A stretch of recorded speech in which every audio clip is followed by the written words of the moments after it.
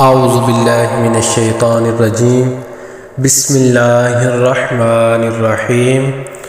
امید کرتا ہوں کہ تمام دوست خیر و عافیت سے ہوں گے۔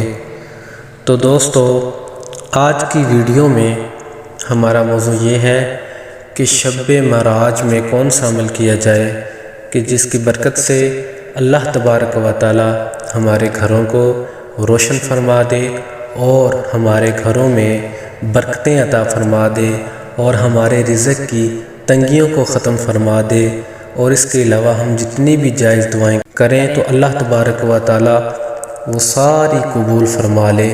تو اس کے بارے میں ہم آج بات کریں گے۔ تو اس سے پہلے دوستو، جنہوں نے ابھی تک ہمارا چینل سبسکرائب نہیں کیا تو وہ ضرور سبسکرائب کر لیں۔ تو دوستو، شب معراج 26 رجب کو یعنی 27ویں رات ہوتی ہے، تو وہ معراج کی رات ہوتی ہے۔ معراج کی رات اس کی بڑی فضیلت ہے۔ اللہ تبارک و تعالیٰ نے اپنے پیارے حبیب کو جنت اور دوزخ کی آسمانوں کی ہر چیز کی سیر کروائی۔ اس کا قرآن بھی گواہ ہے۔ اللہ تبارک و تعالیٰ 15ویں سپارے میں ارشاد فرماتا ہے، سبحان الذی اسریٰ بعبدہ لیلا من المسجد الحرام الی المسجد الاقصی،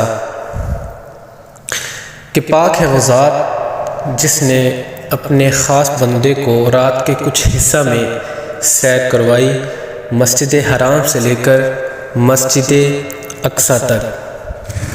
تو دوستو، کتنے ہم خوش نصیب ہیں کہ اللہ تبارک و تعالیٰ نے ہمیں کتنی شانوں والے نبی کا امتی بنایا۔ اللہ تبارک و تعالیٰ کا لاکھوں کروڑوں شکر ہے کہ اس نے اپنے پیارے حبیب کی امت سے ہمیں پیدا فرمایا۔ تو دوستو، یہ جو رات ہے بہت ہی شان والی رات ہے، بڑی ہی برکتوں والی رات ہے۔ ہمیں اس رات زیادہ سے زیادہ عبادت کرنی چاہیے، ہمیں درود پاک پڑھنا چاہیے۔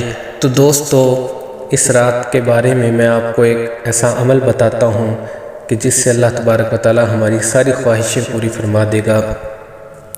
تو دوستو، رات کو عشاء کی نماز کے بعد 12 رکعات نفل پڑھنے ہیں۔ 2 رکعتوں کے بعد سلام پھیرنا ہے۔ تو دوستو، ان کا طریقہ کار کیا ہے؟ سب سے پہلے نیت کرنی ہے نفلوں کی، جس طرح کہ نیت جو ہے یہ دل کے ارادے کا نام ہے۔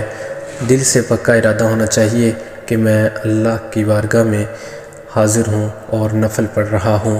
تو دوستو، سب سے پہلے ثنا پڑھنی ہے، یعنی سبحانک اللہم و بحمدک و تبارک اسمک و تعالی جدک ولا الہ غیرک۔ اس کے بعد دوستو سورہ فاتحہ شریف پڑھنی ہے، اور اس کے بعد کوئی سورت ملانی ہے، پھر اس کے بعد رکوع میں چلے جانا ہے۔ اسی طرح اس کو مکمل کرنا ہے۔ پھر کھڑے ہو کر دوسری رکعت کے لیے بسم اللہ شریف پڑھنی ہے، اس کے بعد سورہ فاتحہ پڑھنی ہے، اور اس کے بعد کوئی بھی سورت ملا لیں۔ اسی طرح 2 رکعتیں ہو جائیں گی، پھر اسی طرح 2 کر کے 12 رکعتیں مکمل کرنی ہیں۔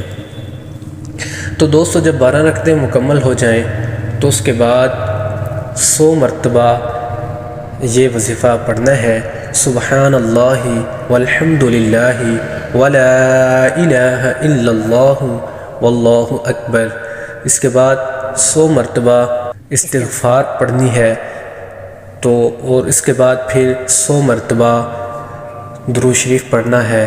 تو دوستو، یہ پڑھنے کے بعد اللہ تعالیٰ کی بارگاہ میں رو رو کر دعا کریں، اور جو بھی اپنی خواہش ہے تو اللہ تبارک و تعالیٰ کی بارگاہ میں عرض کریں، تو اللہ تبارک و تعالیٰ انشاءاللہ ضرور قبول فرمائے گا۔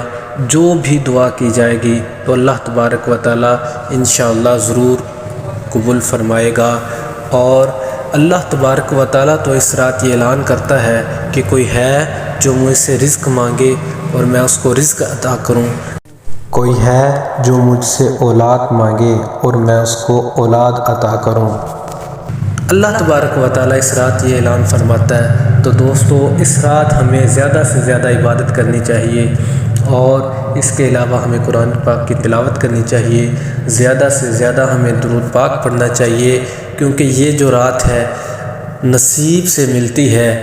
آج ہمیں اگر یہ رات ہمارے مقدر میں ہے تو شاید کہ اگلی بار جب یہ رات آئے اور ہم نہ ہوں۔ تو دوستو ویسے بھی دیکھیں ہم اللہ تبارک و تعالیٰ نے ہمیں دنیا میں کس لیے بھیجا ہے۔